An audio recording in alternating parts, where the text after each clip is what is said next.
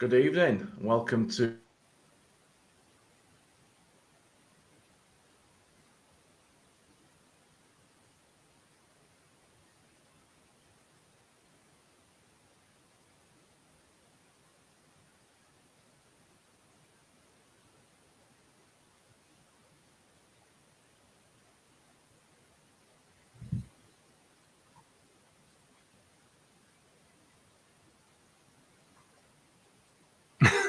I don't know if that's me that's gone or Jay that's gone.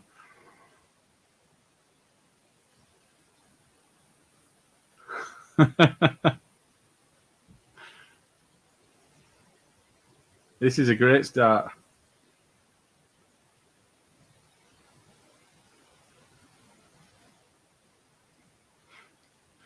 To be honest, I'm so confident in my internet. I thought it was me that had gone.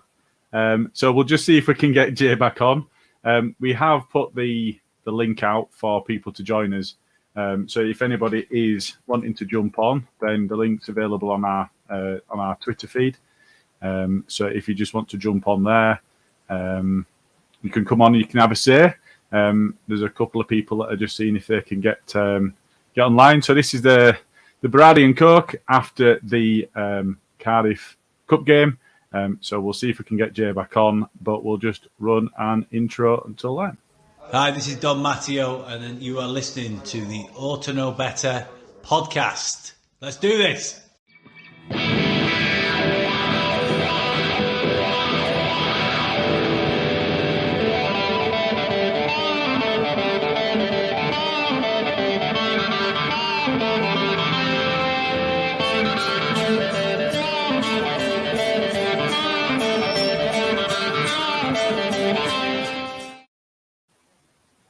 So, fully aware that we have people that have been to the game that are not available from the rest of the pod lads.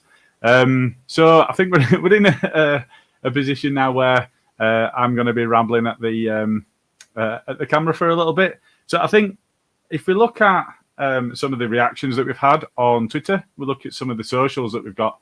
There's a huge amount of Marsh out talk, and I think if you look at the balance of the game today.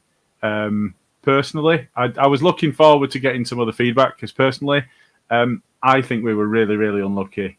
I think you consider the balance of play. I've not been able to look at the game back, and I've not been able to look at many of the stats. But I think if you look at the balance of play, we had Nonto with a free header in a 6-yard box. We had Strike with a header in a 6-yard box. Both went wide. We had a plethora of chances in the second half that we just didn't put away. So I think, we're playing a side that's struggling in the Championship, and we're in a position where we're in the Premier League, and therefore we should be doing better. What really concerned me was Marsh talking about the fact that the changes that he's made, Cooper, I think, was injured. Jackie and Rocker were carrying knocks and weren't in a position where they were able to start the game. I think on balance, on reflection, you look at some of the players that we brought on. Actually, Sonny Perkins got the goal. We brought Joseph on as well. These players have been pushing for a start or pushing for a bit of playing time at least for some time now. So I think my take on things is actually we don't have a deep enough squad, but those that have come in today, this is the sort of game that you want them to come into. You want them to be able to come on in a cup game against lower division opposition and have an opportunity in playing some minutes where actually in the Premier League survival is everything, and picking up points, as many points as you can in every single game, is 100% the focus. So if you reflect on the season as a whole and the priorities that we have as a club, survival is everything. Everything is gone if we don't survive in the Premier League this season. So you look at the likes of Joseph and Perkins coming on. This is the right game for them. The problem comes when we've given away. So we've been in a position where we've not really made our domination in the game count, and we've given away a couple of opportunities for them to score. They've taken them, and then we're chasing the game, and it's unfortunate in some respects for those players to come on in that sort of context, really to be in a position where there's pressure on them. Fortunately, all right, Rodrigo gets the first one, misses the penalty, unfortunately, but then Perkins comes up with the goods. So that's brilliant for him. But it's a shame that we were kind of in that position. We'll just run through some of the comments. Bremner's Ghost with us. Evening. Looking groomed. Yes, I've normally donned the hat, but I've gone with the full shaved head tonight. Evening, Alison, from a cold Ireland. Out walking at the moment, I think. All right, Liam. Alison's just saying we're doing okay, I thought. I think, you look at, again, I didn't get an opportunity to see the stats in the game, and I'll pull them up in a moment. But, we really dominated the game. Jimmy's along, under Matt's account. Hi, mate. Jimmy, the ref, got the feeling we didn't care. Survival in the Premiership is more important. I think if you look at some of the programme notes from Angus, I didn't read the programme itself, but I've seen some of the quotes from it, very much saying that they want the cup run. I think Jesse said as much that they were looking to take it seriously, but I'm not 100% certain that we had much chance to do anything different. Again, reflecting on the we've got Luke with us. Looks like he's in the car. How are we doing, Luke? Hello? We got any audio? Hello? Hello? Hey, we've got you now. Nope, it's gone again. No, we got no audio there. We had you for about half a second. Nothing at all, mate. Not coming through. So we'll just carry on with some of the comments. Liam, Premiership survival is the be all and end all. Need to stay in the Premiership for the club to move on. Absolutely right. I think we're in a position where if we don't have that, then in effect we end up in a position where those players are going to need to be sold. A lot of the players will be looking to leave anyway. Andy asked the question, Liam, if it's not the fault of Marsh, whose is it?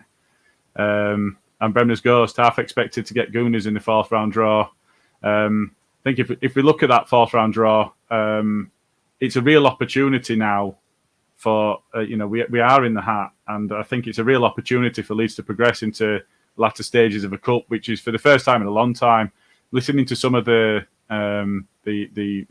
more mainstream podcasts around the Guardian and the Ramble and BBC Daily, the excitement around the third round of the cup, and the fact that you have your Stevenages going to Villa Park and getting a win, and that's unreal. You've got Man City spanking Chelsea, but you've also got sides like Villa going down to Stevenage, and I just watched the end of that game, and I think when you reflect on what happens in the third round and leaving aside what's happened to Leeds in the third round over the course of the last few years, I think there is a lot of excitement, and I think from a position of our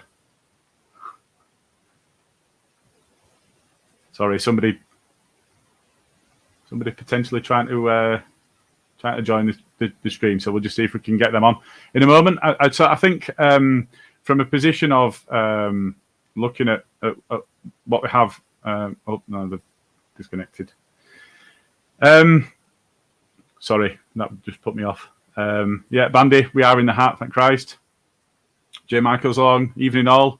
Verba looks good. I think it was an interesting one, that one, because for me, the position that he played in wasn't what I expected. I expected him to come on and either slot in at left back or come in at centre back, and I think he played a bit further forward than that. I think he replaced JB. So being able to see him operate in that position, I think he did play quite well. He played some some decent passes, looked all right in possession. Was happy to put a challenge in, which I quite liked. He got booked for one of them, but you know what? I don't mind that, especially at that stage in the game and at that position on the park. I think there were a couple of challenges that were a little bit wild. Rodrigo did one in our right back position, which was a bit silly, and they were pointing at a decision that wasn't given, but that decision had already not been given, so that one was a bit strange for me. We've had somebody join in, but I can't see any camera on, so we'll see if we can get that working, and we'll go from there. I think if you look at the actual side that we put out, and you look at the original lineup, I think there's been a lot of talk about Firpo, a lot of talk about Llorente. I think for me, the big shame, I was looking forward. I was so pleased to see Struijk be given the armband, and I was, I'd been wanting to see him move back inside and play in the middle. For me, it's just such a real shame that he had one of his worst games I've seen him have for us. I don't know if that's because he's got used to playing at left back. He's been filling in there for some time. Maybe a bit of pressure. Maybe just I don't know what it was. Maybe it got inside his own head. But for me, I think that was a real shame. I also think there's a potential that there was an Adams-shaped hole in the midfield, and therefore we didn't quite have the protection that the defence has been used to having. He reads the game so well, and I think from a position of what we've got there, it would have been great to see Struijk with a bit of protection. That I think Jay did quite well. I rate Greenwood. He's still getting used to that deep line position, so I'm not certain that he got the protection that we would normally be looking for. Liam, I think, is responding to Bandy. Players need to accept some of the blame. I think it's important that the players are accountable. We didn't have a great first half. I think we were decent for 14, 15 minutes, and then for me it seemed to coincide with Somerville going down, and we kind of went flat after that. And then in the second half, I think we were on top. I didn't think Joffrey was in the game as much as you'd hope. I didn't think Nonto looked as dangerous or as scary to the opposition as he has done in recent games. But for me, it's Aronson that's really looking lightweight at the moment, and we're not really seeing these players. And we spent a good amount of money on some of these players. We're not really seeing these players dominate teams or playing with that sort of confidence that you want your players to play with, and that's leading us into being pushed off the ball. Aronson, I think, is guilty of that quite somewhat. And that's leading us into a position where we're chasing games constantly, and whether we're behind or not at any point, we are chasing games. And there's only so far that you can carry on. Comment from Bremner's Ghost, let's all laugh at Villa. I really, really enjoyed that second goal going in. I think it was Dendoncker that had pulled back the man on the edge of the box and had then kicked him inside the box. So I think the red card and the penalty were right. And then Stevenage putting in the winner. So that were great. Which actually reminds me of we look at the penalty that was given away by Cardiff against us, and just getting the comments on this one. Does it feel like it's enough to give a penalty when Firpo's smashed that in and he's been robbed of a goal? And for me, it almost feels like it's not enough. And I know you want your player to step up and put away your penalty, and then it doesn't really matter. But we'd missed that. And the fact that we then missed the penalty that we got then meant that we were denied a goal where we'd done everything that we needed to do in order to be able to score that goal. Right, I've padded for enough, Jay. That were unbelievable timing. Literally right. The second we went live. I don't even know if this is going to hold up. I think my Wi-Fi repeater's died. The router's packed in. Everything just... I don't understand why. I think it's our combined technical powers because we're on together. Right. Well, here we go. Look, I mean, so to be fair, I didn't know if it was me or you. I just assumed it was my connection that had gone. So I just kind of went quiet for 30 seconds and then realised it might not be me. Jay Michael just popped up and said, Leeds ladies play Arsenal away next round, who play their home games at Boreham Wood. And there's a potential that's, if we get past Cardiff at home and they get past Accrington, then there's a potential that will be there too, which is an interesting one. Yeah, definitely. So I'm just going to carry on through the comments for now. So Jesse at this time is not in any danger of being sacked. The board are very happy with him. Okay. The board might be. Might be on their own. Firpo's no left back, but he's a good inside left. So this is an interesting one for me because I think there's a couple of times when I'd said on the main podcast, actually, I'd quite like to see Firpo in a side where there's less defensive responsibility on the fullbacks, because if you've got Adams and Rocker sitting, it's different to just having the one central midfielder sitting. And therefore there's less emphasis on defence for the fullbacks.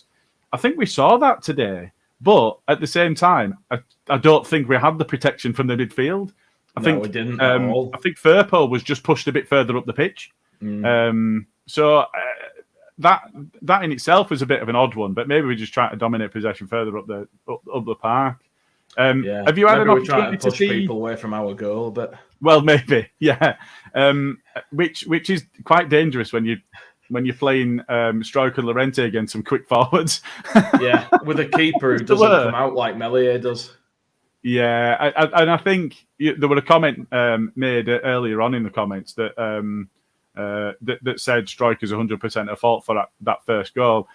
I think that's true, but at the same time, I do have a bit of sympathy in the fact that Melier would have been off his line for that. Yeah, I said that. I said that in one of the chats earlier. I was like, I felt a bit sorry for Strike there because Melier comes for that for me, and that wouldn't have happened. But he was at fault. His positioning was wrong. He didn't track the man properly, but he was unlucky as well in that regard, I think. Yeah, and there's a bit of. It's the first time he's had the armband on for us. It's the first time he's played. I know it's his position, but it's the first time he's played centre back this season. Yeah. He's been at left back all season, hasn't he? So it was unfortunate, it was before. You're rusty. It's the same thing as in a sense, when you're not match fit, your sharpness. You need to be playing in that position because as you play in a different one, you'll start taking on traits for being there and losing traits. In the other place, it would take a few games, I reckon, for him to find his stride again at centre back. Yeah. So, one point that I would just making just before you rejoined was around the penalty decision, and how it almost feels like a red card and a penalty still isn't enough because he's genuinely denied a guaranteed goal. It's flying in. Save. It was a good save, but it's flying in, and he's denied. So yeah, all right. He'll then get a ban, but having missed the penalty, all right. Yeah. We did get a goal that we might not have got if they still had a full complement on the pitch, but they're unknowns. What we do know is he denied a perfectly good goal, and then we didn't get a goal off the back of it. In rugby, you'd get a penalty try. It would be a penalty try, and so it's difficult to say it definitely would have gone in. Because you have to have it would have done, but you have to have the right angle. Now, the right angle showed us that it was flying in. Now, if you're not sure, then what happens? So it's a difficult one to manage, but it almost doesn't feel like the punishment was enough. But equally, it doesn't feel like the benefit to us off the back of that was enough. And I know exactly what that you mean, that would have been a goal and an assist for Firpo. Which, on reflection, you look at that and you think, and that assist would dynamite. It was amazing. Yeah, and he put it absolutely on a plate for Perkins, and Perkins had to be in the right place. And the question marks about is he offside? Well, the guy that were on the touchline were playing everybody on, exactly, because he was right on the touchline. But I mean that kind of almost half back heel, half Cruyff turn, but to pass it across to somebody else. I mean, that were brilliant. It looked like it might have been a Meggs or gone through a couple of players. Yeah. I didn't think that Firpo played that badly. I think from on reflection, I did talk about Strike while you want on it, and I felt it was a real shame that he didn't play as well as we know he can. I know, on the principle that I really wanted him to do well today. And he just didn't. And you can't get away from it. He just didn't. But we know that he can play well. So, I don't want to pile that on him. He just had an off day. But you're right. It could have been rustiness from positional. Bad luck on Melia would have been out for that, where Robles won. Yeah. There is always a bit of that. It's one of them little perfect storm things, and it's just a number of factors that have all come together and basically gifted them shit bastards a goal. Super Leeds isn't really happy with us because we are fucking shite. So are we. It's all right. Alison, it's a crap rule. That should have been a goal. Alison says hi, Jay. I think I might have been to Jay Michaels, but I like to think it's for me. Half time, I put BBC One on. We weren't on that, so I think maybe just turned it off. Steve Bruce in, Marsh out. I'm not having any of that at all. That's not a Leeds fan. No Leeds fan wants Steve Bruce in. Never. I've just got to say on that switching to BBC One at half-time thing, the only good thing about that game at half-time was getting to see Laura Woods. So why would you turn it over? So there were nothing else good to look at, entertaining. It's caused some consternation. Russ has jumped straight on that. No to Steve Bruce. Liam House as well. Steve Bruce, never in my lifetime. We don't hire scum. Are you a mole, Cryptic? Are you here from a rival podcast from another fan base to disrupt? Is that what's going on? Here's one for you. Go on. Willie Nonto. I didn't think he had the impact that we look for him to have today. But what did you make to the potential penalty that wasn't given? I like to think there was some contact there, but it was hard to tell. From one angle, it did look like it was, but from another angle, it looked like it wasn't. So it was difficult. I think he really wanted to. It was very convincing. Yeah, I think he wanted to get us back in the game, and I think he went in there looking to buy a foul. And the guy put his leg out, he went. I didn't think it deserved a yellow card because for me there was contact, even if it was really, really light. So if there was contact and it was knee to knee, I think that is enough for it to be a penalty. But you're absolutely right. I think where we were from some of the angles, it looked like there were no contact, and then from another angle, the defender's knee. For me, you can see that something's hit it, and that can only have been Nonto's knee. That's right. But it wasn't clear enough for me for a penalty to be given. But if there was no contact at all, I'm really disappointed because actually he got himself into a really good position. Well, Alan McCoy's going mad, wasn't he? Going, he wouldn't just. Surely he wouldn't dive there in that position with a striker coming in. And I love Ali McCoy. I think he's good. I'd have him on every game. I'll make too. So, in terms of the lineup, what did you make to the formation? Interesting. It looked like just something else he's tried because he's run out of ideas, and it didn't really do anything like everything else he tries. So I mean, the weird thing about this is, right, Bandy's in the comments, and not once have I seen the term fish-eyed fool. I'm worried about Bandy. I think he might not be well. Yeah, that's a concern. To be fair, that's definitely a concern. But I think Nonto looked. He looks dangerous, but for me, he almost flattered to deceive today. Compared to the impact he's had in other games, is more what I'm saying. I don't think he had necessarily a bad game. We're just used to him influencing games a bit more than he did today.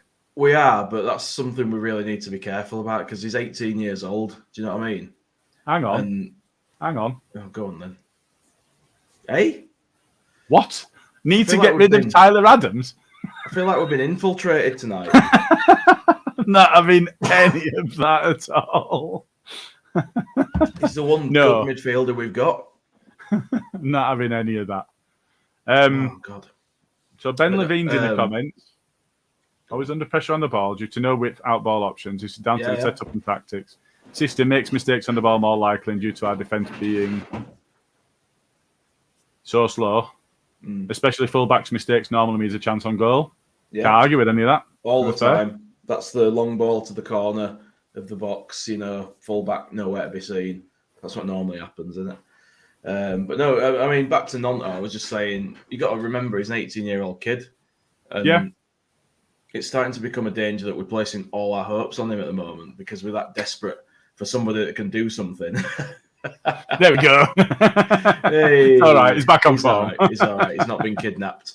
But yeah, we're so desperate for someone with a spark that can do something that the weight of expectation on him is massive already. And also from a physical perspective, you can't sort of be throwing an 18-year-old kid in first team football every 3 days and hoping that he's going to be amazing every game. You don't want to burn him out, and you've got to be mindful that this is new to him playing this sort of level and this intensity and doing it this regular. Absolutely, and I think when we reflect on what was said about him when he first signed, we were told that he wasn't ready. So yeah, that's right. So, I mean, now he looks more ready than anyone else in that bloody squad. Yeah, and let's get it right. He absolutely is. He's not the player that a lot of people say. Oh, we've signed an Italian striker. He's their number 9. Yeah. I think he's not going to lead the line. He's not going to bag 20+ goals a season. No. Now, maybe in future, you never know. But now he's not that player. But he's a dangerous player, and he scares opposition, and he's quick with the ball at his feet, which is really a skill. And he's so raw; it's difficult to read what he's about to do.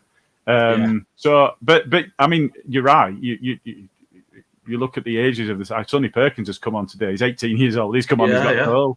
But you wouldn't be able to think, right? Okay, we're 2-1 down. There's 10 minutes left. We're going to put Sonny Perkins on so he can score and get us out of it again. That's not the thing, is it? No, it's not. It's not. But if Willie comes on, we're all hoping he's going to do something. Almost expecting it now.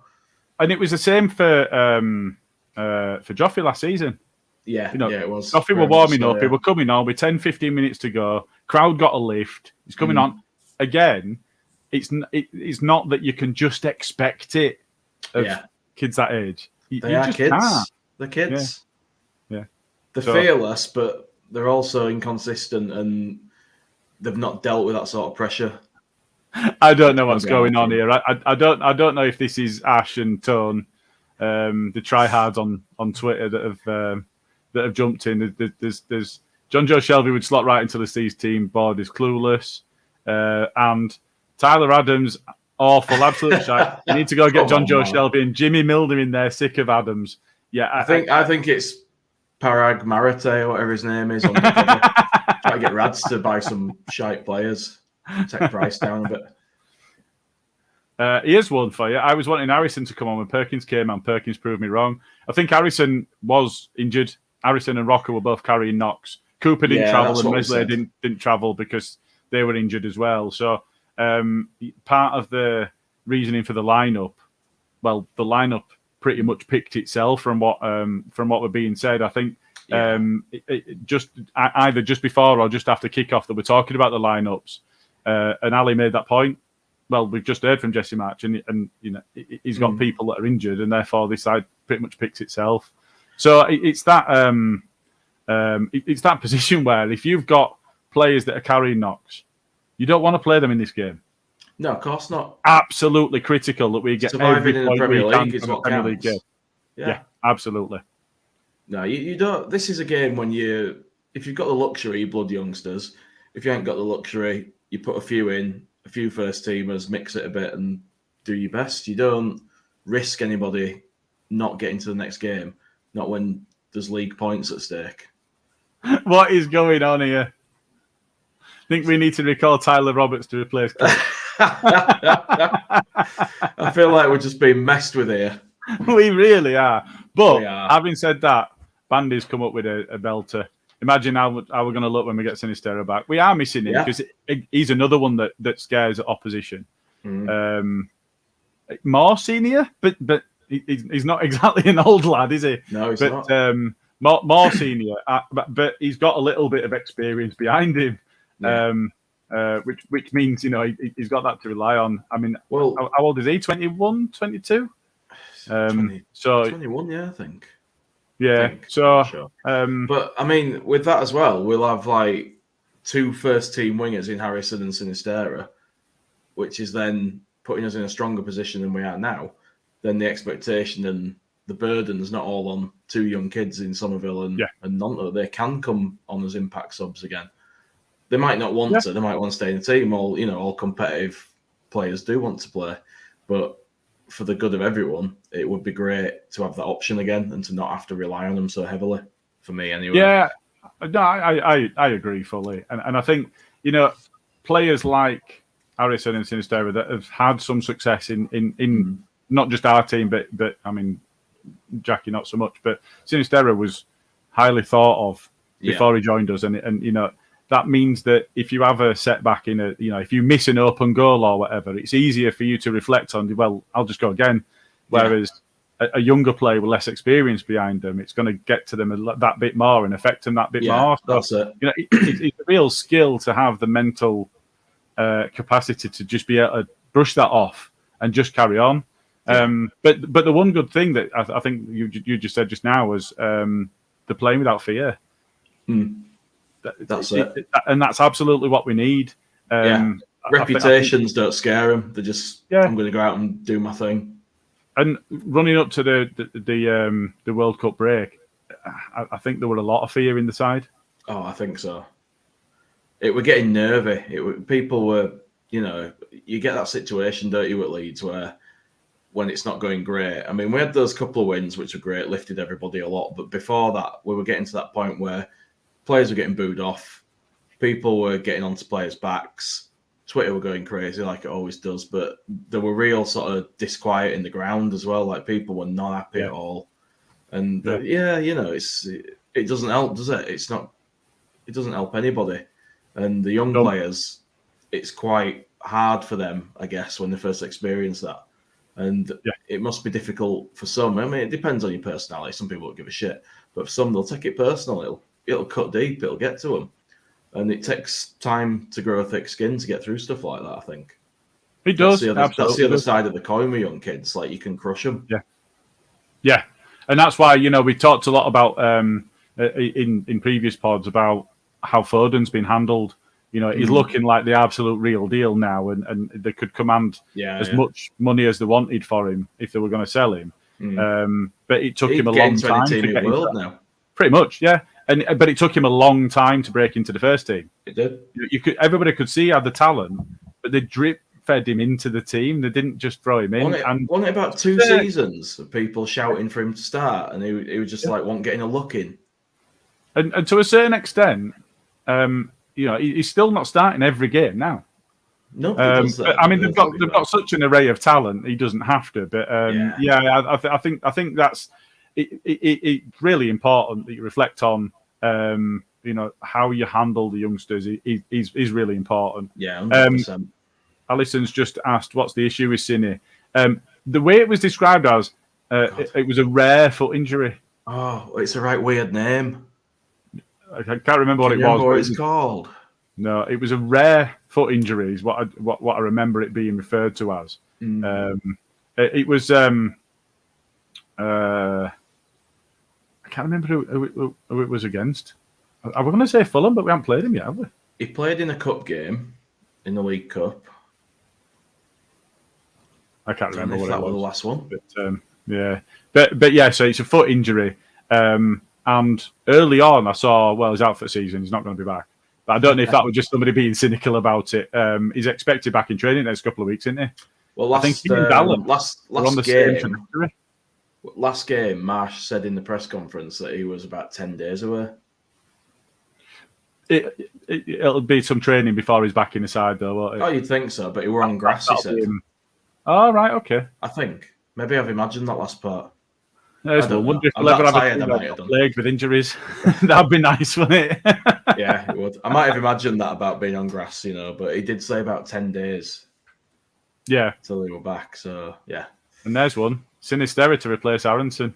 Do you know what? After the West Ham game, I was fuming about Aronson because he's gone from somebody who came in and looked really talented. He was going to be, this precocious midfield talent who were going to get past people and bother people and cause mistakes. And he did.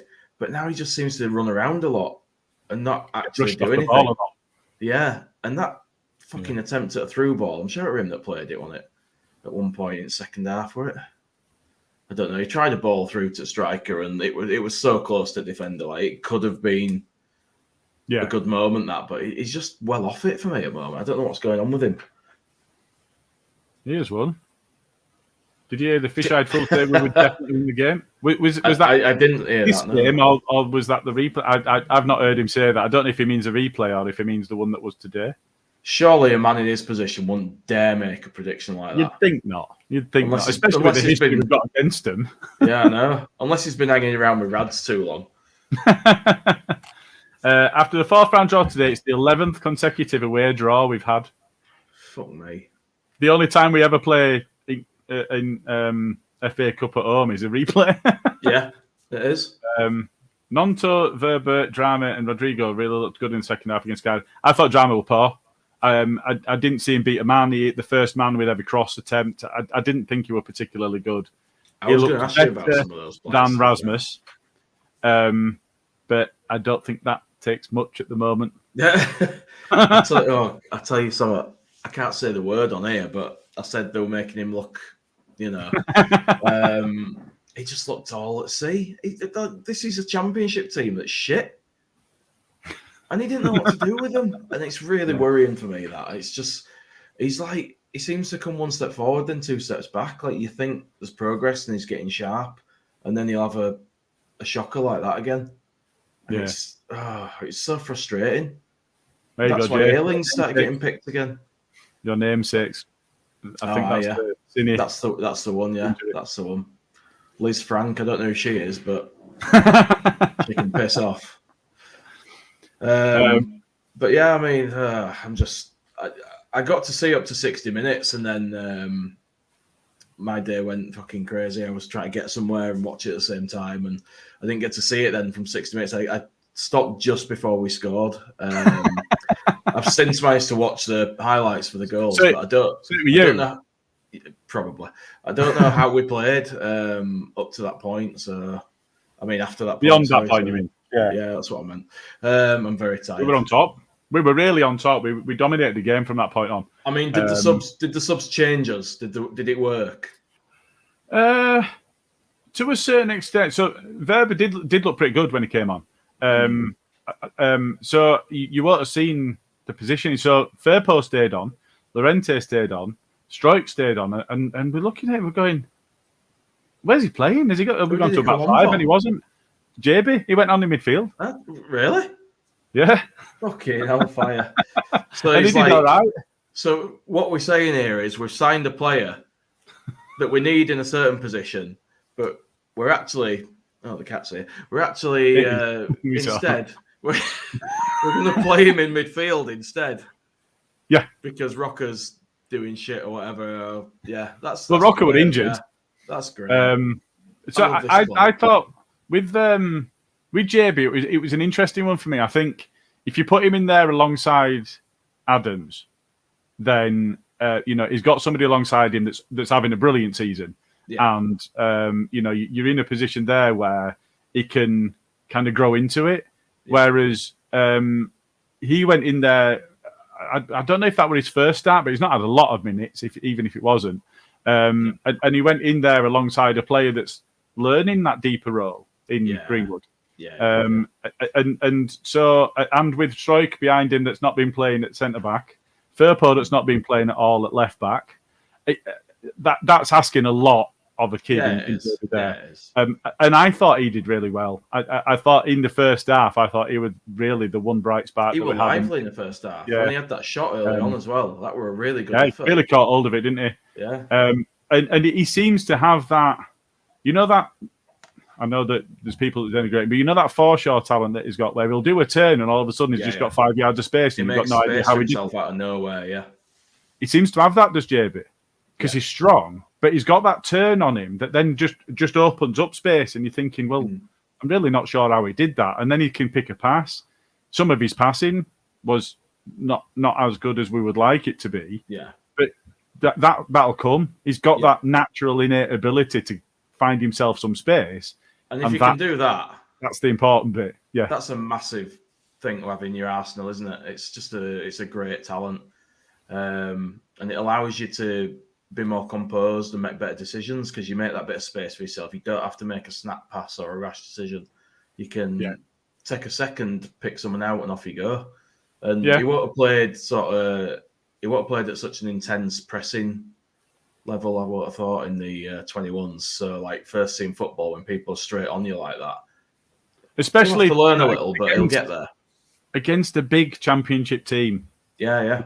And they're a physical they were side. Dirty. Yeah, they were dirty. There were a lot of shirt pulling. On. Yeah, there were. There were a lot of shirt pulling. Here's a question for Michael Brown. So I'll let you take this one. Do you think Marshall part of a stronger lineup for the replay? I think yes, because if we were to lose that replay at home, the crowd would probably tear the seats out and throw them at him. I'm not even joking. I don't. He can't take a risk in that for me. But again, then you have to look at the next league game and the state of the squad. But I think it'll be as strong as we can get away with. I think it'll be a we want to win side. Well, if we look at we've just talked about some of the people that are coming back. If you've got Sinistera, if you've got even a potential of Dallas and a potential of Bamford, I know that's a unicorn, and we might never see him again. But that FA Cup game for me is an opportunity for players that are either coming back or have not been playing, but are in the first team squad. That's an opportunity for them to go and stake a claim in the first team, isn't it? Same for me. I want to see players on the fringes get a chance in these games.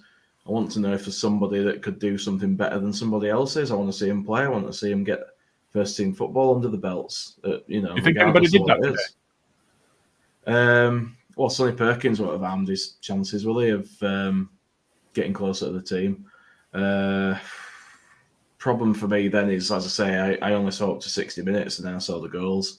So I didn't see how people did after that. I don't think anybody really covered themselves in glory before that, apart from probably JB. He probably sort of raised his stock a little, I think, and showed that he can sort of mix it a bit and it can be dangerous and there's potential there, I think him and Sonny Perkins definitely have enhanced their chances, but I'm not sure about anyone else. Verber's probably going to get in because we bought him. You're not going to buy him to sit on bench, are you? But I didn't see what he did, so... No, that's fair. And I think if you look at the ages, so I think the average age was just over 24 of the starting 11 today. But actually, the defence average age was 28 and a half. And the average age of the midfield and attacking lineup was just over 20. God, it's like the old days. Yeah, and if you look at, Carl's on, Leeds are incredibly naive today, understandably, as it was young lads. Yeah. I think I bet, but he's followed that up with I'd seen some positives. I think that's the important thing. I think. Yeah. Even Aronson was one of the older players in the midfield and attack. What, 22? 21, 22. Yeah, crazy. And then Rodrigo comes on and he's 46 and raises our average age up. Cy Johnson of ex-Leeds United fame needs Harmer Aronson's end product in training, really letting him down at the moment. It's that decision-making and execution, isn't it? Absolutely. It almost looks like he is playing with a little bit of that fear where he's kind of, that, this is awful. But you know that Tyler Roberts thing where we said he is a talented player, but he's just trying too hard to evidence that he's worth a go in the side. And he just wasn't getting there because he would overplay in every single time he got the ball. Yeah. It almost feels like he's slipping into that sort of territory. I don't think he's... Yeah, I think so. I don't think he's quite there. I still think he's operating a bit higher than that. But he's in danger of overplaying so much that he just ceases to produce anything. I think somebody said 1 goal and 2 assists all season. Yeah, it's after the start he had as well. I know. He looked like he was going to be this really important player for us, this creative outlet. And I'm not seeing much of that at the moment. I'm just seeing a guy that runs around loads, as I said earlier. And there's no end product. And, if we wanted someone like that, we could have kept Hadi Saka. Square it out. Or we could spend 40 million and sign Traore. I actually think I went for Aronson as the new player that will have the biggest impact. He looks like a prospect on paper. He did. For me, Adams is outstripping everybody in that. Adams is head and shoulders above everyone that's signed, easily. Yeah. He looks like he's been here for fucking years. Like, he's settled and he's running that midfield. Yeah.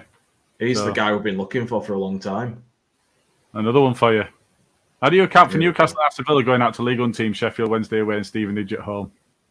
I think it's ace. Is that the magic? It's a cup. Yeah, definitely. Unless you're on the receiving end. I think that might be a response to somebody the comment around Marsh saying we were definitely going to win the game. Yeah.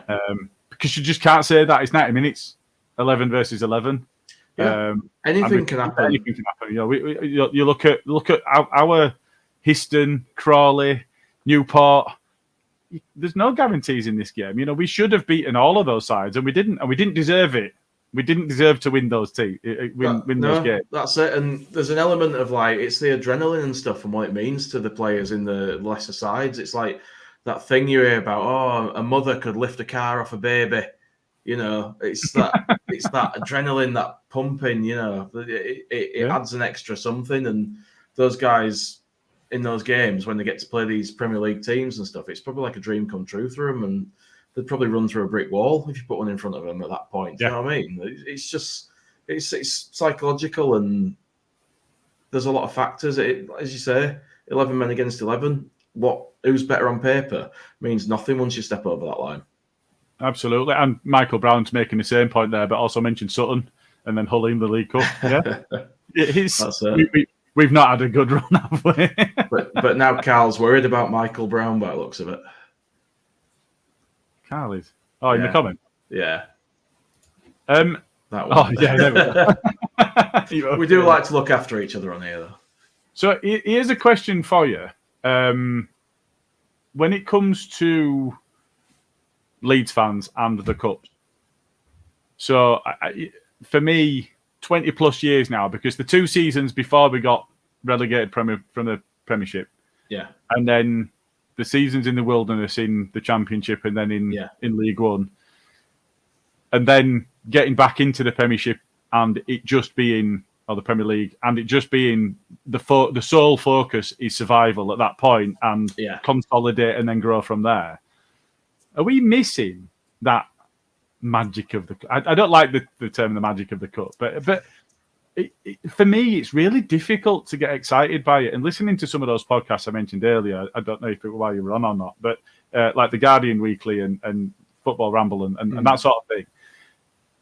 You listen to the way that ex-players, current professionals, the people that have made a profession out of covering football, and they love this weekend. The third round of the FA Cup is their favourite, or one of their favourite weekends in the entire football calendar. And I'm sat there and I'm going, really?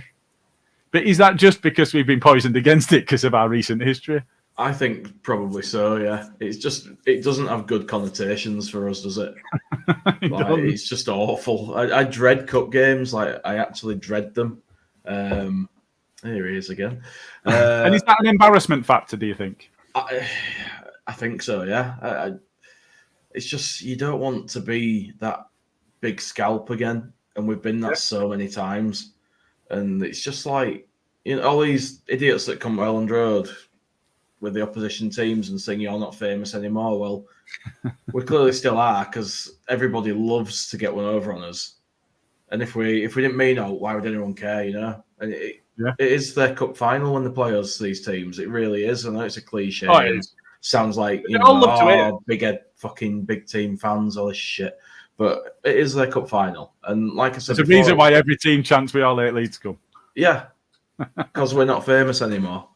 But it's it's hard to enjoy because of all these bad results, and it's always weird shit as well. It's always really bad teams and shit goals that we concede, and it's just really demoralising. And you can't get excited these days because there's a hangover from that. It's just a lasting effect. There's just a cloud over every cup for me at the moment.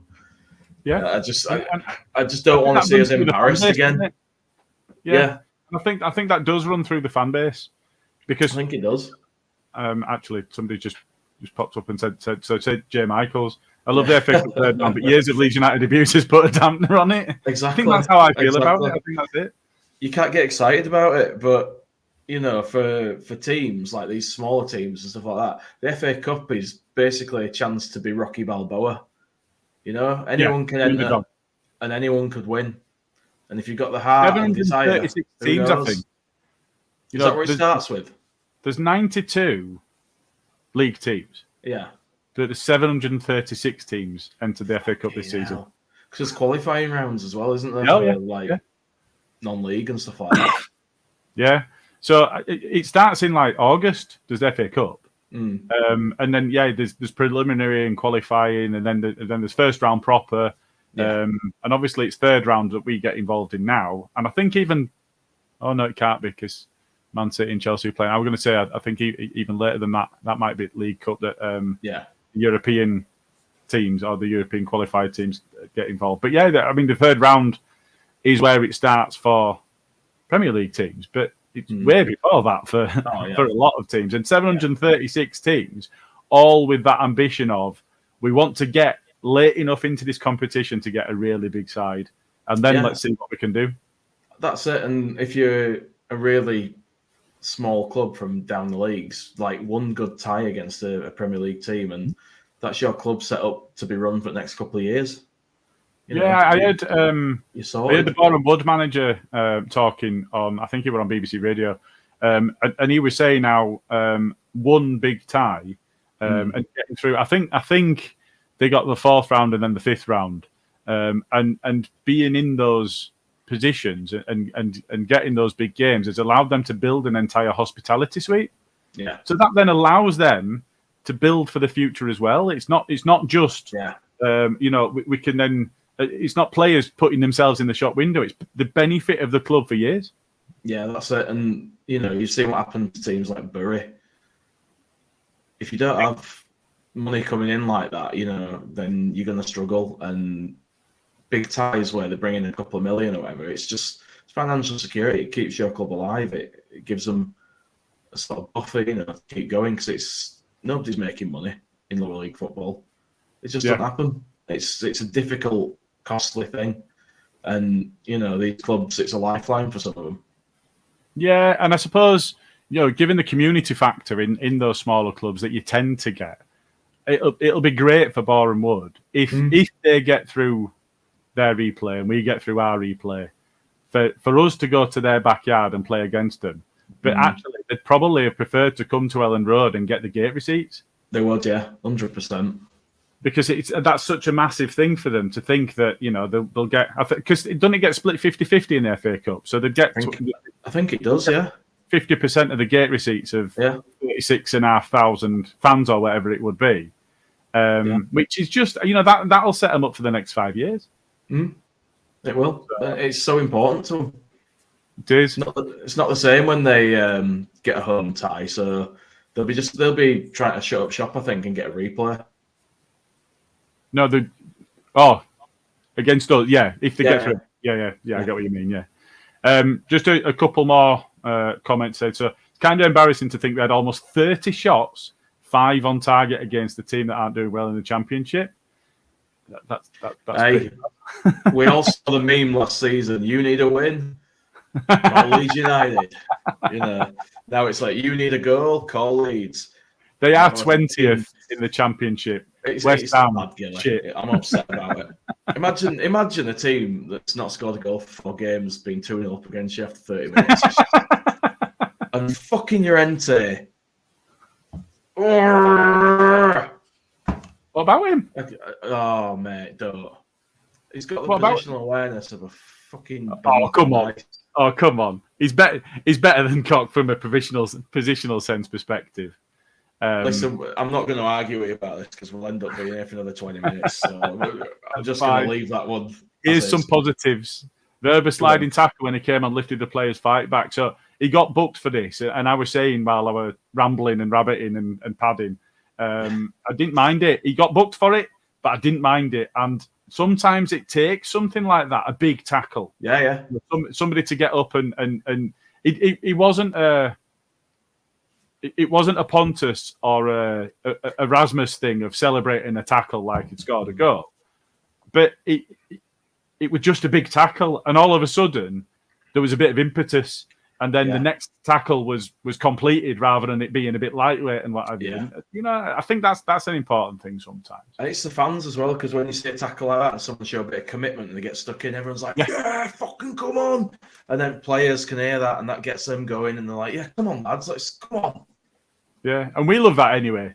Yeah, it doesn't matter what position we're in. We love a big tackle. We might be on top in game. We might be 3-0 up, but somebody puts a big tackle in. We're still loving it. That's it. Everyone will cheer for that.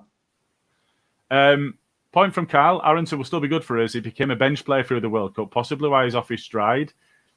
That's a fair comment. He didn't play, did he? No. He came on as a sub, but he didn't play long stretches of games. So that's a fair shout. That maybe a little bit ring rusty. Yeah. Michael Brown, Leeds season will be defined by what they're doing in the Premier League aside from cup competitions. 100%. It's survival. Absolutely. 100%. I couldn't give a shit about anything else. I'd love to win a trophy, but not at the expense of Premiership survival. Rochdale, I'm not sure what that's referring to. Is that a game from the past that he's talking about? Maybe. The shit ones we've had. Yeah, maybe so. Russ is with us. Info from Stats, Andrew Dalton.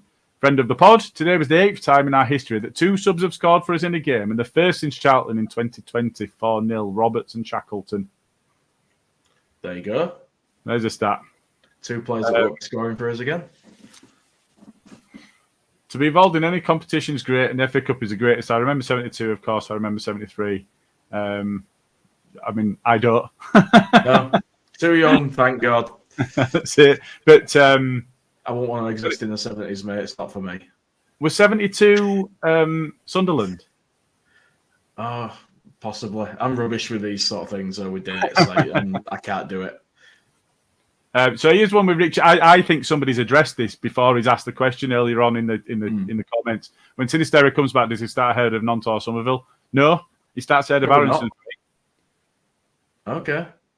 I think if you were going to drop one of the 3, Nonto, Somerville, or Aronson, I think it's Aronson that doesn't make the lineup at the moment.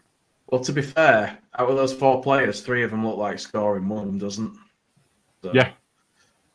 Yeah. Again, going back to Carl's comment, I think he's going to be a good player. I think he's got the capability to be a good player. I think he needs to add the decision making, but also maybe even do a bit of what Jackie did and add a little bit of bulk to himself, so he's not quite brushed off the ball quite so easily.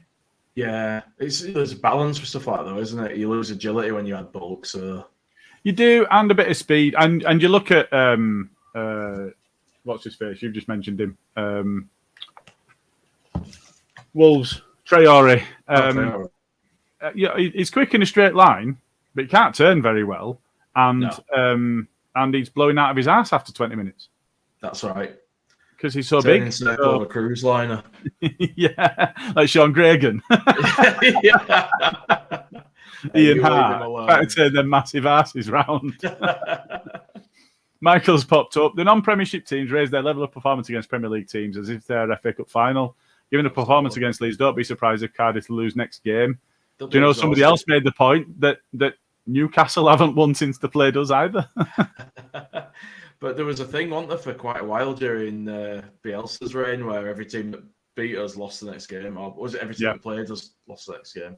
Pretty much, yeah. But yeah, we ran everyone into the ground, ran them ragged. Yeah. Need a cup run. Been a tough couple of years of decisions that have divided at times the fan base with that draw today. Do you know, I'd love a cup run, but I'm still concerned that we don't have the squad for it. That's my issue. Yeah, that's the worry. And that reminds me of something you said earlier about that team today. The squad, in fact, pretty much picked itself. That alone, to me, is an alarm bell. You know, there needs to be a bit more. Yeah, we shouldn't have a squad picking itself by default. Agreed. Yeah, especially when half of my kids. That should not be how it is. Yeah. I played for Jay Michaels. I played for Merlins and Leeds away at Farsley Celtic in the FA Cup preliminary rounds years ago. We lost 4-1. So you've actually played in the FA Cup, Jay? That's it. I mean, the qualifying stuff, as I say, 736 sides this time round. There might have been a lot more than that in the past. I don't know what the numbers have been in the past. God knows. I feel sorry for him, though. If they played it in this day and age, they've got a participation medal, because that's what everyone gets now, don't they? In the modern world. Richie Holmes, he starts ahead of Aronson. I think that's what we'd said as well, isn't it? Yeah. I think we lose to Boreham Wood. You know what we are like.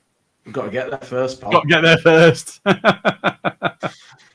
The carrot is there for Leeds to beat Cardiff, either Boreham Wood or Accrington Stanley. I think it's a real opportunity, is this? All suspicion of how we've played in the past and all poison aside, this is a real opportunity for Leeds to get further into a competition than they have done for years. Just on the principle that we are favourites against them and we need to make that count. If we want a cup run, it's there for the taking. Oh, absolutely. We've got a nice little path there if we can get through this. I think we're going to beat Cardiff and then get Accrington, because I had to go to Accrington today during the Cardiff game. No word of a lie. Here we go. Bully B. If Aronson was any good, he'd be in that USA side, and Rasmus isn't a footballer. Go on, Bully. Get it all off your chest, lad. Rasmus isn't a footballer. Oh, there we go. Sunderland was 73. It was Arsenal at 72. Michael Brown just beat Bandy to it. Weber played as a defensive midfielder, but it looked good. Yeah, that was the position we saw him in. Pascal has to get used to playing centre defence again. He's been playing left back all season. Yeah, it's a fair point. Yeah, that's what I said before, I think. So pretty much the same thing. Paul Brenner, when Weber came on, he changed the match straight away, started organising and shouting out. Side before self every time. Player and can tackle, just what we need. Hopefully, Leeds can do a cup run at MOT. Fair enough. I'm impressed that he's learned to say side before self. That's right. Good, though, for someone who's just arrived to get on and start dishing it out and saying, "Oh, you fucking put your socks up, get on with it." You know, that's good. That says a lot about him and Bud as well. It does, and he was their captain. You know, he is a player that's had responsibility in a side, albeit in Austria, so you never really know. But he came on and he looked handy, and yeah, all right, it's against championship opposition. But we had other players that have been playing in England for a lot longer than making their debut today that didn't look that good. So, yeah, a leader's a leader, Gilly. Doesn't matter what sort of level you've played at. A leader's a leader. Oh, I don't know about this one though. Hang on a minute. Weber will be a top player. I think he reminds me of Berardi with a tackle. Hang on. You remember Berardi coming on for his debut? Oh, God. And he got sent off. Yeah. Scissor tackle around the throat. He wasn't quite at that level. Did he get sent off in one of the FA Cup games as well? We're at history. Yeah. Now you're asking. I'm not sure. He got sent off against Derby in playoff, didn't he? Yeah. What a guy. What a guy. Still miss him. I was twisted. Me too. I feel like I've rambled enough. Yeah, you probably have, to be fair. I feel like I've been on forever, even though I missed 15 minutes of it. So I'm happy to wrap up. I think we've got through all the comments. I think if you look at what's coming up, we've got a main pod on Tuesday. So we'll be back around at that point. This will be out on audio via Acast, so you'll be able to access. As will that one as well. So I would encourage people to try and watch the YouTube thing, as there might be a little special something in there. Yeah, absolutely. And as ever, if you're getting involved via Twitter, we can't see your comments because Twitter broke their APIs, so there's no integration. So if you want to get involved in the comments, if you want to get involved in the comments, just jump across to our YouTube stream, and you can do that in future ones. And then it's Villa, I think, is the Friday night game. So we'll probably be a bit late for a Berardi and Coke. So that'll probably be out Saturday morning. Thanks, some Jay. Probably hungover looking Orta know better people. I imagine so. Friday night game's a bit dangerous, isn't it? Always. However, as Brendan Scholes points out, it is Friday the 13th. So we'll see how we get on. Fortunately, it's Friday the 13th for both sides. That's true. Cheers, cool. Gilly. Right. Cheers, Jay. And thanks, everybody, for getting involved in the comments. And we'll see you soon.